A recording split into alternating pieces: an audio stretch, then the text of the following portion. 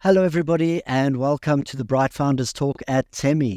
Temy is an international software development company that designs, builds, and delivers software for sustainable businesses and promising startups.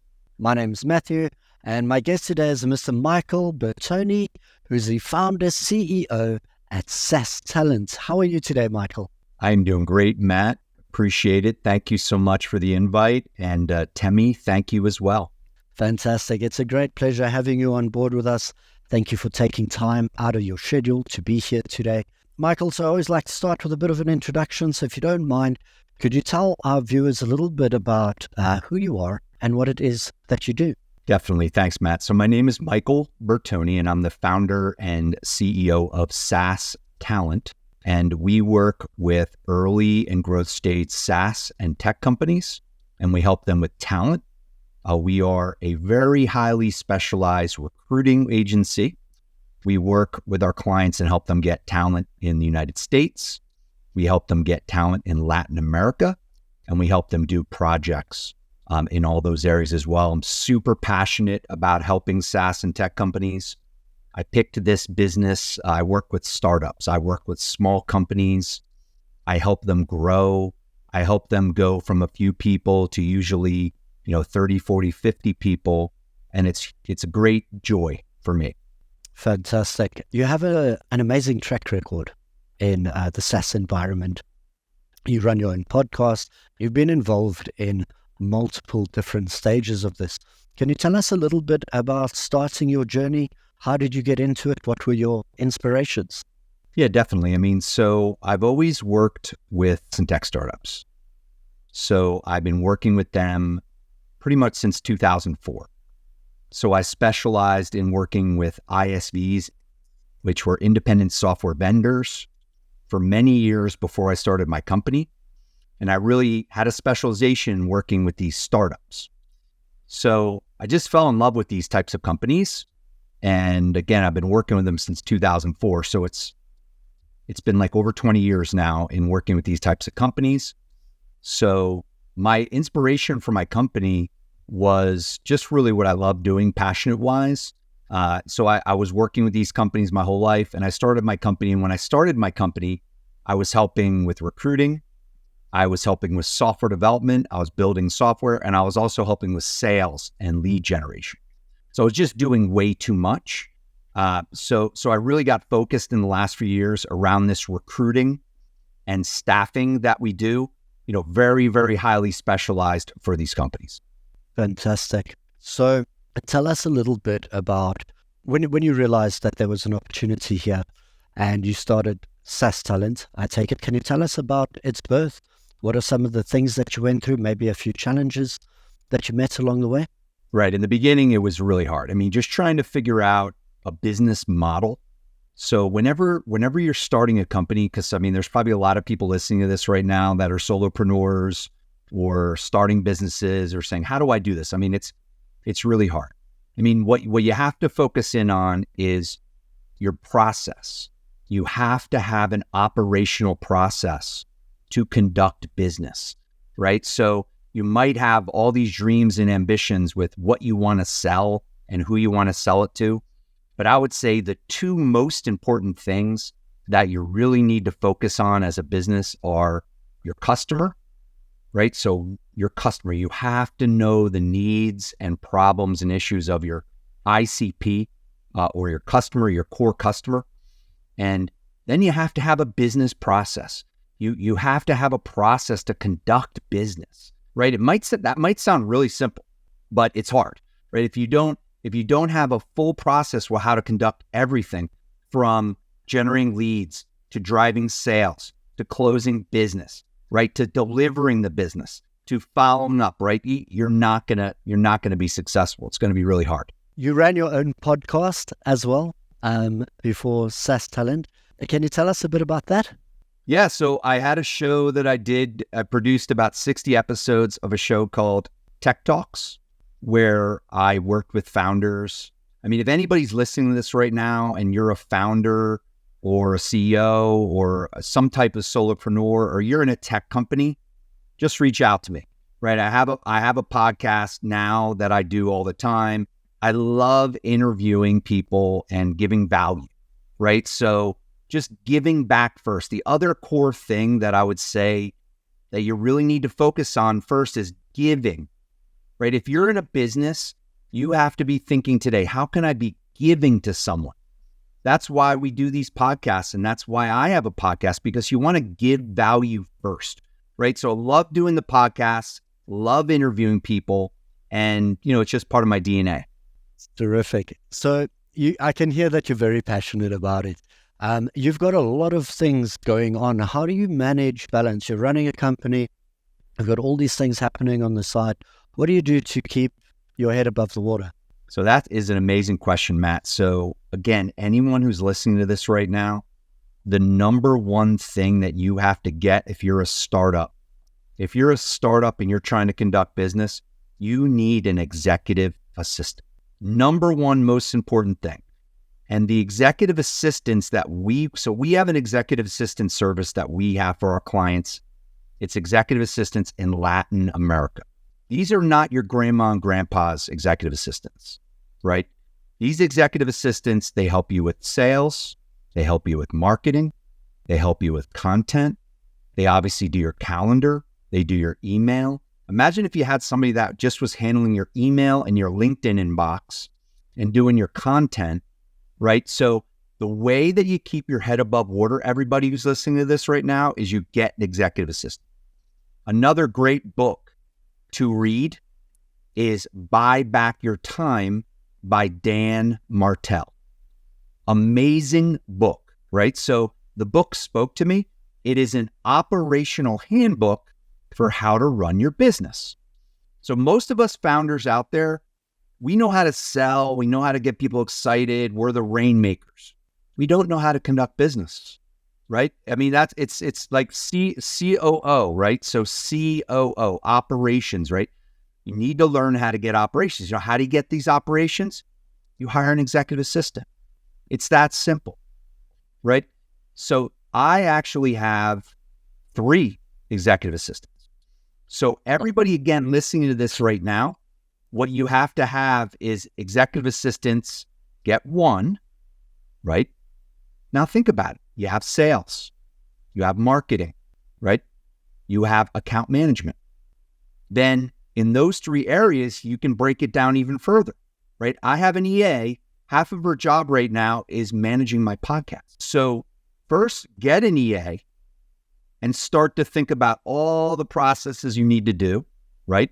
Break them all down. They'll soon be underwater. Now you start hiring more. That's how I do it, Matt. That's how you should do it. That's how everybody listening to this. If you read Dan Martell's book, you know who the CEO of Virgin is? Branson, or what's his, the CEO of, I forget. Okay. His most important resource in his company is his executive assistant, right? Richard Branson.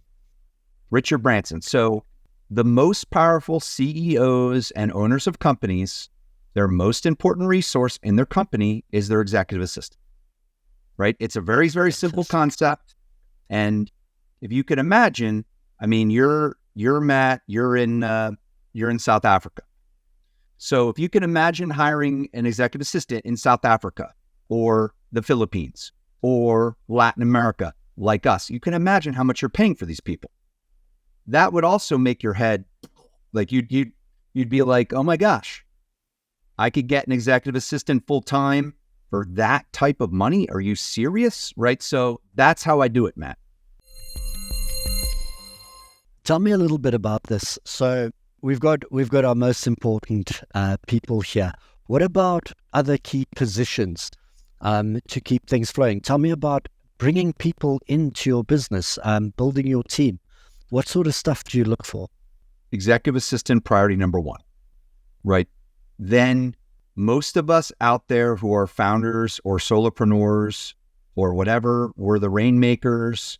You got to understand kind of who you are first, right? Are you a person who delivers stuff, or are you a person who sells stuff? What are you? I am a person who sells stuff. I can deliver stuff really well, but what am I really best at? I'm best at selling stuff. So for me personally, it was getting key people to deliver meaning I sell a thing, I pass it over to Robert on my team, I pass it over to Kashal on my team, I pass it over to Myra on my team. They get the people. They do the recruiting. They work the client. Then I can focus on sales, right? So basically in any organization, I feel like it's sales, sales and marketing, right? That's what I love doing. I love doing sales and marketing. Then on the other side of any business, it's delivering the thing, selling a thing and then delivering the thing. If you're a solopreneur, you're selling the thing and you're delivering the thing. You're figuring out, you're doing both. You're doing both. Now, if again, most people listening to this right now, as I know, 99% of people listening to this are small business owners or people who are, I want to do this. I want to do this thing called entrepreneurism. You're a solopreneur. What are you? Are you sales and I get the deals? Or are you really passionate about, I love doing the delivery of the thing. I love doing the work. I love that. Okay, if that's you, then you got to get somebody over here to help you with sales. So Absolutely. The first thing that you need to do when you're a business owner listening to this right now is, what am I really good at? What am I really good at? And then build your team appropriately. A big thing that a lot of people are doing now, Matt, is they're getting resources all over the world. Unfortunately, or fortunately, however you want to look at it, people in the United States, they make too much money. They're fat and greedy, right? They're fat and greedy, right? So I'm not saying that's bad, right? What I'm saying is, if I can get someone in South Africa or the Philippines or Latin America, and we're not talking a little less money here, we're talking an unbelievable amount of less money, right? They're working remote. Everybody's working remote. So the trends that I'm seeing is global use of resources in a big way. Unfortunately, for my business a little bit, people are doing it DIY. They're like saying, I'll get it myself. I'll get the talent myself, Matt, right? Like, it's like imagine all these small businesses. They're like, I'm going to get it myself. I don't need to pay a fee.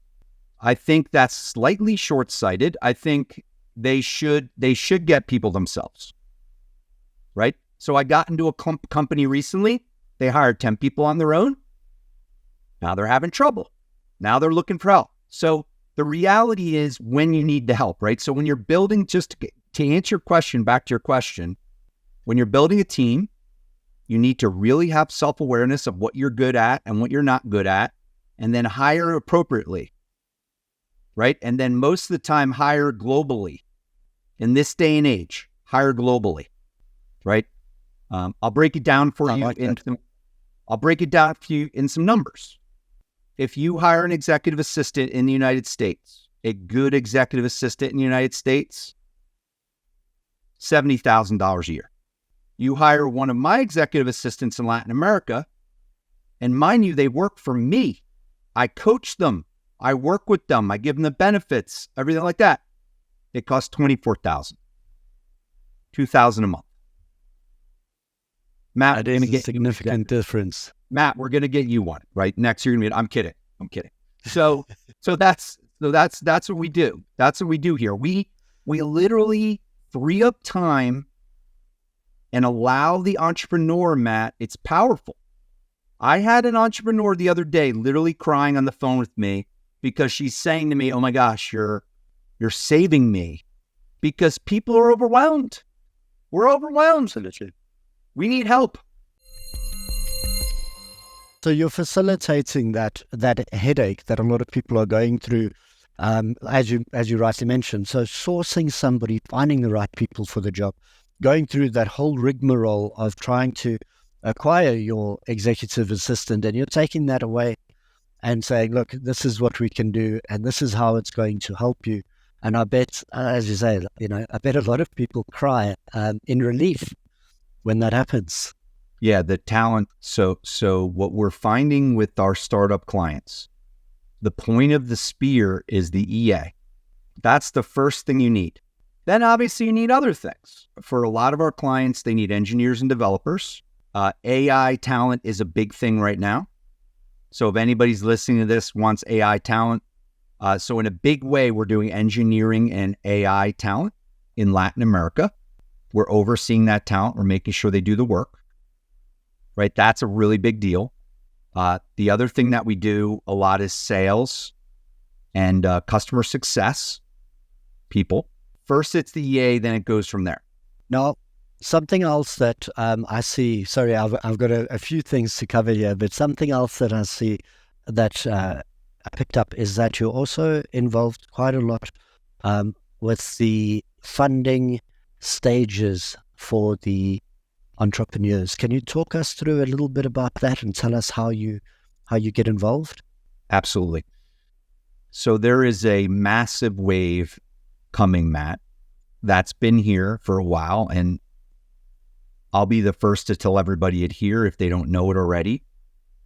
But there is a massive wave of bootstrapping happening. There are a lot of ways today to get non-diluted funding. So actually getting non-diluted funding, think of like your bank loan, right? Or think about other areas that you get loans.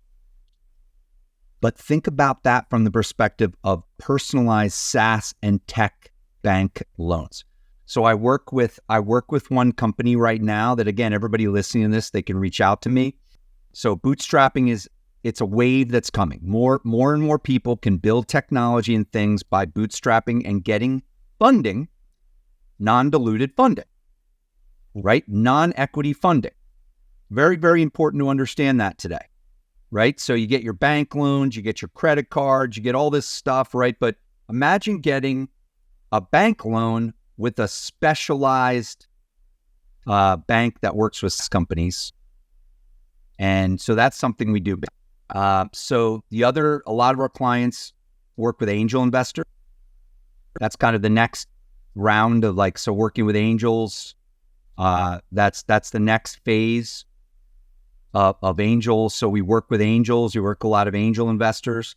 And then it goes up from there from pre-seed. So pre-seed investing to seed investing to A-round investing. A lot of people think that they need to get funding from all the usual sources, right? A lot of people don't understand how to do that, right? You first want to look for non-diluted ways of getting funding. That's the first thing you want to do most of the time. Now, in this day and age, you typically have to get traction. You have to get customers. You have to get revenue. Then you can maybe look at angels and you could look at those types of things where they're going to work with you more. So when you work with an angel investor now and you work with the right angel type of investor, they're also going to be an advisor in your company.